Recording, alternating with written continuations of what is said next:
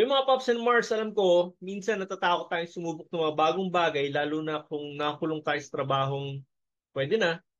Minsan inisip natin, okay na to, at least may kita, di ba? Kahit parang di naman tayo masaya o fulfilled. Pero isipin mo to, kung hindi ka mag-take na risk, paano ka mag-grow? Paano mo ma-achieve yung mga pangarap mo?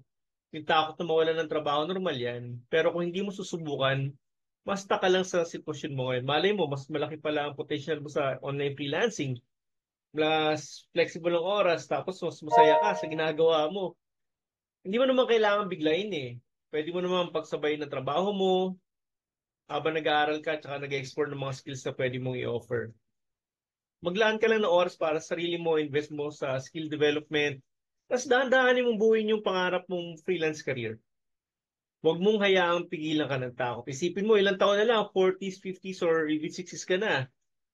Gusto mo bang pagsisiyan na hindi mo to sinubukan?